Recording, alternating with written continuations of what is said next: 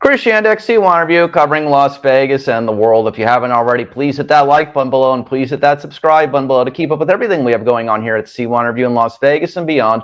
We greatly appreciate it. This morning, we're joined by Las Vegas headliner Mentalist Colin Cloud. You can now see his show at the Harrah's Las Vegas Hotel and Casino weekly. Show times are 8 p.m. Colin, thanks so much for joining us today. How are you? Of course, man. No, I'm great. I mean, it's early for me, right? I work late at night, right? So getting up early is never. I sound really groggy, so I do apologize. But no, life is great, man. I'm having an absolute blast here. So feeling very, very grateful. Well, just an overview, why don't you talk about the journey of what it took to get to this point to now have your own show on the Las Vegas Strip? Yeah, number one, clearly a lot of hairspray and bad morning hair. But other than that, I am from Edinburgh, Scotland. I grew up, we have the Edinburgh Fringe Festival there. I don't know if you're aware of what that is, but basically it's the world's largest arts and culture festival on the planet. So I was always very lucky that every year, 5,000 shows would swarm the city of Edinburgh, which is not a big city by any means. And, there are 5,000 shows a day. So growing up, I got absorbed in this world of, comedy, of arts, of plays, musicals, and got to really study a lot of live entertainment and be immersed in it. And I was always fascinated as a kid with Sherlock Holmes and the ability to look at someone and know everything about them. Became obsessed with Sherlock, which actually led to me in my previous life going to university quite young. I got accepted at 15. I started at 16 studying forensic investigation. And I specialized in the end in criminal profiling. During that time, I really got into stand-up comedy because I realized comedians are great at observing people in everyday life. And I thought, I want to learn that skill. So I got into comedy. And again, because of the Edinburgh Festival, I could then take these shows to Edinburgh, mixing the comedy with the mentalism. And before I knew it, I got brought on to be part of The Illusionist live from Broadway show on the West End. I then got brought over to Broadway. I toured America for years. It led to America's Got Talent. I then got brought into the Mirage to perform in Limitless with Shin Lim for 5 years. And when Mirage closed, I had a number of people approach me, and I just loved the Caesars room, how intimate it was, and have now been there for exactly 1 year. Yeah, so here's my question. So, at your Las Vegas show at Harrah's, you're sitting on the stage blindfolded as the people come to get to their chairs and sit in the audience and wait for the show to begin. Why do you sit on the stage blindfolded before the show actually begins? Well, three reasons, actually. That I don't know if you've ever performed, but that as a performer, if you're waiting in the wings to go on stage at events, usually you get people coming up to you that work there asking, so are you nervous? What's on your, and you're just like, you're trying to get in the zone. So I say that with all the love in the world to those people who are, trying to be empathetic and, in that moment. So I love, number one, that for 30 minutes before the show starts, nobody can bother me. I just get to sit there, focus, really feel the energy of the audience, right? Because I am, as you say, on stage, not moving, blindfolded. Secondly, I really am genuinely studying the audience from the minute people start walking in. I am listening to conversations. I am feeling the energy of the room. And I don't mean that in a psychic way, but I mean that in a, what areas of the room are quite loud, where is quite quiet. And I start to learn where in the room I'm going to want to use certain people earlier, where I'm going to have to work to involve certain people in a more gentle sense later. So I love doing that as well. I also love that when you go see a show, I love when you walk into the room and you feel like something is already happening. Like I enjoy it when you walk into a room and you're not waiting for the curtain to lift, right? I like it, like even when you go see, what did I see recently? Harry Potter, and you walk in and the hat's already floating in the middle of the stage, right? So you're like, okay, something's going on, and they're in the train station, the music's playing, you feel like you're already there. So I like from the minute you walk into the room, the show feels like it has, in a sense, already begun. And I also love that, I love doing things that no one else does or would do. And I just like that for the first 30 minutes, I am there on stage, motionless, and it just gives it that eerie sense of, wait, this is different, which is what I want the full show to feel like. How would you differentiate yourself as a mentalist compared to somebody who is a magician? I mean, I think mentalism is just a branch of magic, right? But it's more the psychological side. So, I don't mind. I mean, I'm wearing a pin right now that says magician, right? I the only reason I don't brand myself outright as a magician is that I think it comes with an expectation of boxes, bunnies out of hats, card tricks, etc., right? Sleight of hand magic, visual magic, whereas what I do is more cerebral. And it's more, like the stand-up comedian, it largely is just me and the audience, and there aren't as many other props involved. Really, it's me and you, and that's why I love it, is because it is a direct connection with people. So the only reason I specifically say mentalist is just to manage the expectation of people, that I don't want to, mislead them to think they're going to see more of, when you say magic, that type of magic. I want to make sure that it's very clear that it is more the psychological side, and it feels like real mind reading. And I'm not psychic. I've very much learned how to do this, but it very much is that side of magic where it feels like the closest thing to real mind reading you will ever experience. Yeah, we're going to talk about some of those talents and some of those things that you do in a couple minutes. But I want to start with this. We were at one of your recent shows, of course, and many in the audience were beyond impressed, wowed, surprised. I think some were in utter shock of the things that you were telling them. How many years of practice, drill, and rehearse did you have to do to get to the level that you're at your show at Las Vegas? Yeah, I mean, I got fascinated with this stuff right when I was I discovered Sherlock at 7 or 8 years old. So at a young age, I became fascinated with that. And I was never really into, you mentioned magic there. I was never really into sleight of hand magic. It never appealed to me. I was really into science and understanding how things worked, right? So I would take apart the TV set to look at it and get a sense of, the workings behind it. And I think that's what led to more the forensic science background. But I have been fascinated with this stuff since I was 8 years old, and always trying to find ways to replicate things that Sherlock could do, apparently, So from that young age, so that's 30 years ago, I discovered Sherlock. And ever since then, my entire world, my existence has been all about crafting ways to recreate that.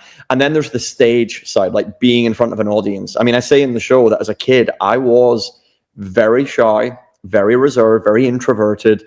In English class, when you would go around the room reading a book and the teacher would say your name and you had to then pick it up and then start reading from where the last person finished off, I dreaded the moment I would have to speak in front of a class, an audience. So, I very much had to learn how to get out of that comfort zone of that shyness and be on stage. And that's probably the part that took the longest. I don't think I did that until I was 16, 17. So really it's been now a 20-year journey of really trying to get, number one, you get bad on stage, right? I don't think many people start and they're automatically good on stage. I think you get up there, you're bad, you learn why you were bad, and then you improve those things, and then slowly you get better, then you get okay, then you get good, and then finally you get to the point where, you're pretty much bulletproof when you're up there. And at just, 20 years, it's been a long time. I'm sure somewhere in the middle of that, I started getting proficient. But every day I'm still learning, weird, random other things happen every night that I've never experienced. And it keeps it fun and exciting, right? That's why I love what I do, is that it's not just I get up there and press play. I very much am present. I am very much observing everything. I'm paying attention to everything that's happening. And I love trying to incorporate as much of that into the show as I can, so that audience know that show they're watching is specifically just for them. Yeah, correct. There are other shows, in Vegas and beyond, where there's a routine, there's a thing you have to learn, and you just have to perform it to the best of your abilities every night. And yeah, every night is kind of similar, but yours is unique, different every night. So I want to talk about that. Obviously, London's West End, you perform Broadway, of course, too. Let's talk about the Las Vegas audiences. Are they just the most different compared to anywhere else you perform night to night? I would say there's certainly some of the more diverse audiences I have performed to, which is great, to have that real mix of, there can be kids, families in there can be bachelorette parties, there can be people from different sides of the, corners of the planet all in that room. So you really get this wonderful mix of cultures, people, personalities, which I love, because, I would say it's kind of similar to Edinburgh in that sense. I'd say it's more diverse here, but in Edinburgh, you would get people flying in literally from around the world to see those shows. So it kind of takes me back to that. Obviously in Edinburgh, I would say a large percentage of the audience is Scottish or British. And I think British audiences tend to be a little more reserved and not really expressive in their emotions. So I do think Americans on the whole are much better at being expressive and sharing what they're thinking and feeling, which, for as far as an energy level in the room goes, is always amazing. So no, I do think it's certainly the most differentiated bunch of people for sure. But I think that's why I love it, and that's why I love getting to interact with so many different people. It does make it feel really special. If you could, for our C1 interview audience, to what degree does cold reading, the ability to look at someone to come up, with certain correct assumptions about them, to what degree does that impact what you do in mentalism? I mean, cold reading is it's a term that gets thrown around a lot, and really it can be distilled as being as simple as saying, fake psychics will say very generic things that apply to everyone. That's kind of the assumption of what it is.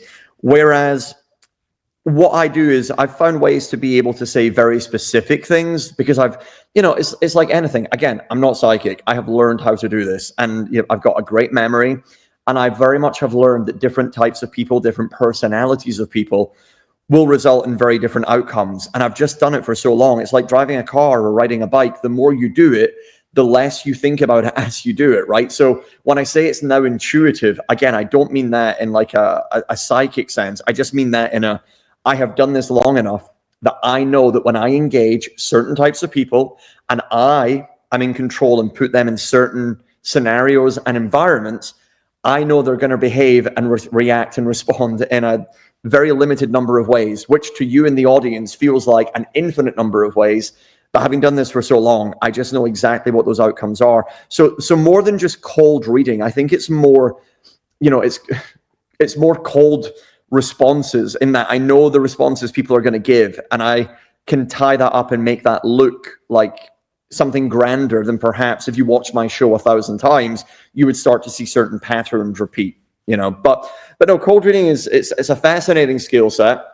And again, it's the fact that these people can, with nothing more than words, much like the stand-up comedian or like a musician, connect with people, make them feel something, and make them feel like what they're saying is very, specific and resonates with them directly.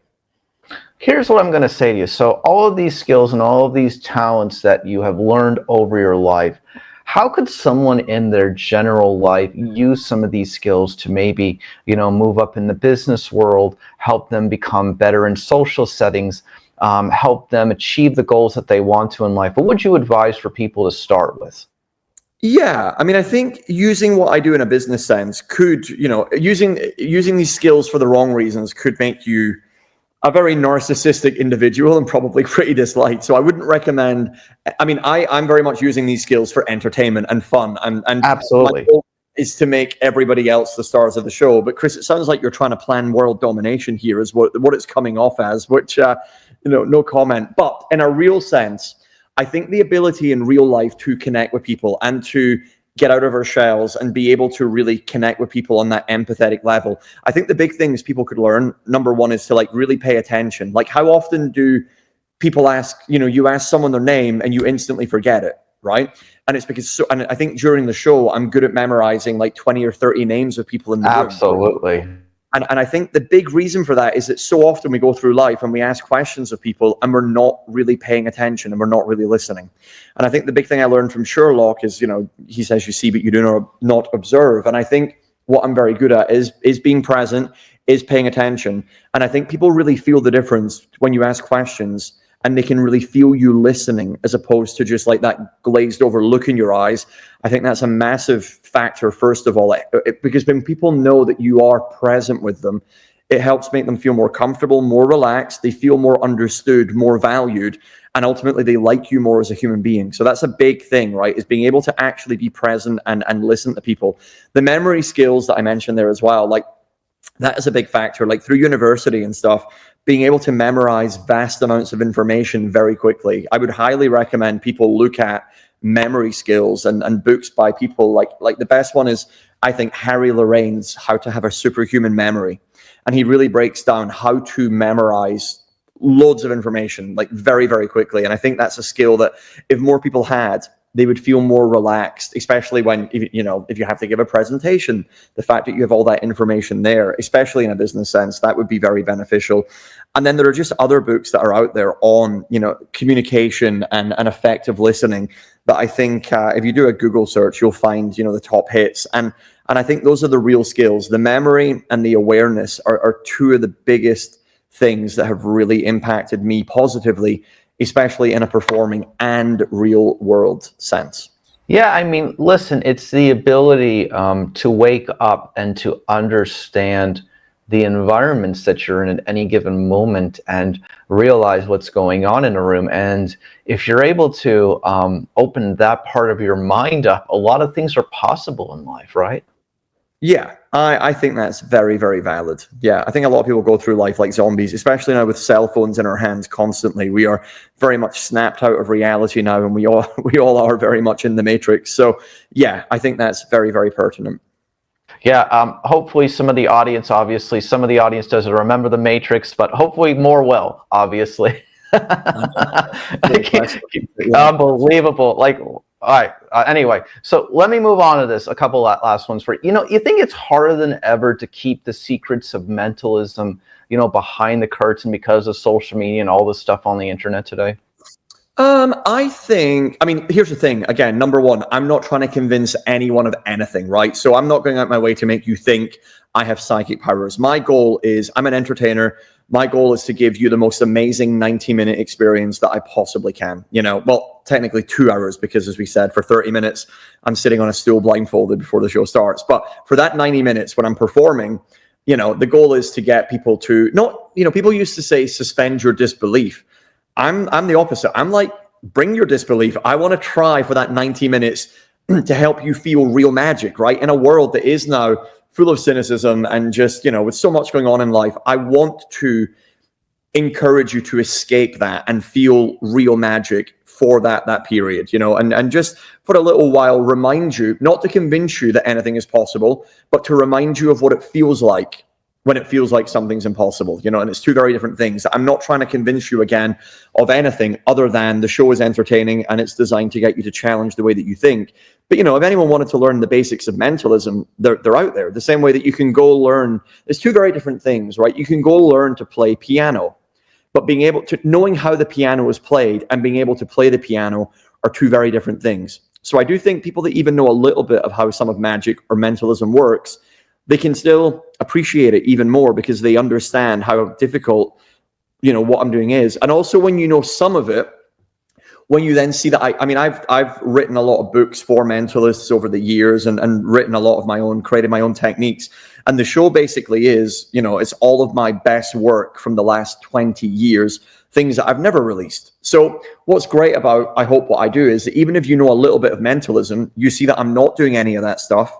So it then makes people that think they know a little bit even more, you know, deceived is a strong word, but there needs to be a fundamental layer of, you need to be fooled by what I do to enjoy the experience, right? Otherwise, you know, if you see the wires when Peter Pan's floating in a play, it's one thing, but if you see a magician do something, it kind of ruins it. So I'm very proud of the fact that the methods I'm using are things that I have created and that I know aren't out there. So whether you know some of mentalism or not, you know, I get a lot of mentalists and magicians coming to my show because of my reputation as well in the magic world. And it's always great when those people are as fooled by what I do. And again, the goal is not to fool you, it's to entertain you and, you know, tie in the storytelling and the other aspects of the show. But when I know that what I have created, when you know, when it feels like real mind reading, then I know that I've achieved the fundamental part of what it is I'm designed to do. People from Europe and your part of the world that grew up, you know, in Edinburgh and all this stuff, I've always met these people. You guys just seem to have some of the most laid back and greatest sense of humor. Is that just where you're from? I think the performers that have come from Europe and Edinburgh that, you know, have done well here have a great sense of humor. I think there are, you know, I think people get into magic a lot of the time, especially. I can think of a few, like, you know, one of my good friends, Pip the Magic Dragon, who has got such a great dry sense of humor. Like, he is just, he knows his character and he's so good. That's why he stood out. But I also think a lot of people get into magic because, as kids, they don't maybe have the social skills, and magic is a way to escape or eventually connect with people. But I think a lot of magicians, not all, but a lot of magicians, there is a socially awkward sense of their personality being there, not really knowing still how to connect with people. And I'm not saying that to slander anybody, but it's the reality. However, the magicians that do learn how to connect with people, whether that's through comedy, storytelling, whatever other medium or form it might be, I just think they've seen what the problem is, and they've learned a direction to go in to really elevate their art form. And I think places like Edinburgh really help performers get pushed, because you're surrounded by, again, 5,000 amazing shows. And if you're going to stand out, you really need to be aware of yourself, aware of what you're doing, aware of how people perceive you, and use that to elevate what it is you do, rather than have it hold you back. So I think some of the great performers that have come from Edinburgh are some of the most aware, self-aware human beings on the planet, and they know how to use that and capitalize on that. And I really hope that I'm one of those people, because I really respect them thoroughly. Oh, you absolutely are. I mean, your sense of humor and comedy and timing of your show are so quick that there's, it's just, you have the very quick wit humor where it just comes back and forth. And you tie in, by the way, a lot of today's pop culture and American culture stuff, and people are just, laughing about, Tinder and all this different kinds of stuff. And it's just so funny. Two last ones. What would you say are your career highlights? I think two highlights. One was a few years ago, I got invited to perform at the Royal Variety Performance in the UK, which is invite only. It's one of the I think it's the biggest variety show, certainly in the UK, where you get invited to perform for the royal family. It gets recorded and it goes out on TV around about the holidays. And I love the holidays, for one. So that's always, a joy being involved with any sort of holiday special. But for me, it was special because it was in the audience were Prince William and Kate Middleton, who I think are, great royals who represent the royal family today. It was also in the London Palladium, which was a venue I'd always wanted to play. And up until that point, I hadn't. So to be the first time I performed there was amazing. And also the fact that I flew in my parents to come and watch the show, and they got to be in the audience. That was incredible. So that was great. And then my second highlight would be last year at the Edinburgh Festival. I got to go back and perform in McEwan Hall, which is like the biggest venue. It's where Sir Arthur Conan Doyle trained when he was at university. So to be in a room that he was in was amazing. And also during that run, I proposed on stage to my now fiance, Jenna, in front of a sold out audience. And that video is on my social media, but you'll hear the response. Like it was unbelievable. And what I love most about it is that the audience knew well in advance. Like they just clicked onto what was happening before she did. So they all had their phones out filming it because they realized what was about to happen. And she took a good extra 30 seconds before she twigged. But that was two very special moments that will always, be my favorite moments on stage. You can catch Colin Cloud at Harrah's Las Vegas Hotel and Casino at 8 p.m. Weekly, Colin, two things. Tell people what days you perform every week. 8 p.m. Harrah's, of course, Harrah's Cabaret, and why should they come see the show? So currently it's 8 p.m. We're at 8 p.m. for the month of July. Then it goes back to 6 p.m. So depending on when you're watching this, but I am there Monday. No, I'm not. I'm there Tuesday through Saturday. Tuesday through Saturday every day. My dark days are Sunday and Monday. But yeah, if you check on Ticketmaster or go to colincloud.com, you'll find up-to-date dates and times of when the show's on. And why you should come and see me, I honestly think this is my greatest hit show from the last 20 years.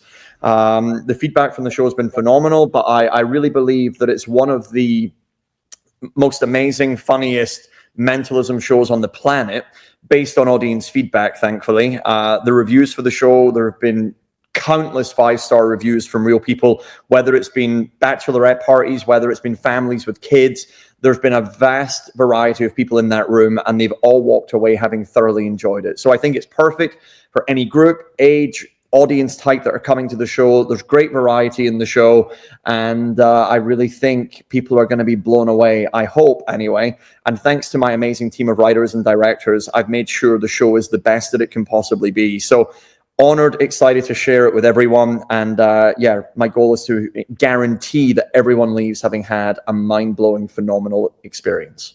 Did you, last one, did you look up to any, historical famous Las Vegas headliners that you always want to perform in Vegas? Like, how did you end up here? Last question. Yeah, I mean, obviously as a kid, aware of Las Vegas, mainly because of the TV show CSI, right? The original CSI was set here. And as a forensic scientist, I binge watched that show constantly, right? So I always had an awareness of Vegas. But looking up to performers here, obviously you've got the great, like, in my opinion, the best rock and roll magicians of all time are Penn and Teller, right? The way that they would just break the mold. And over the decades that they've now been performing together, they've just done some of the most groundbreaking they've had some of the most groundbreaking approaches to magic. So they've taken some of the best classic magic premises and routines, and they've just really done their own thing with it. And I always found that, even, as a youngster doing mentalism, not magic, just that way of turning things on their head. Like, I really always appreciated how they did that. And the fact that they were performing on places like Saturday Night Live, right, and had more that comedy approach. I really always, as a kid, loved seeing that and seeing that would be possible. So I think, Penn and Teller, hands down. And then, in more recent years, seeing my friends like Piff the Magic Dragon, like Tapeface, like going from Edinburgh to here, it was like, it felt like it was more attainable. Like, again, I'm from the middle of nowhere in Scotland, right? So I'm a young, shy kid. I can't believe I'm here. Like, believe me, I am mind blown that I'm here. But seeing my friends achieve it was certainly then inspiration for me to want to kind of go in their footsteps and go in that direction. And, but now that I'm here, I will say, I think the greatest performer in Vegas history, and I'm honored because he's also in Harrah's, is Donny Osmond. Like, to go see that show, like, Donny Osmond is just the perfect showman.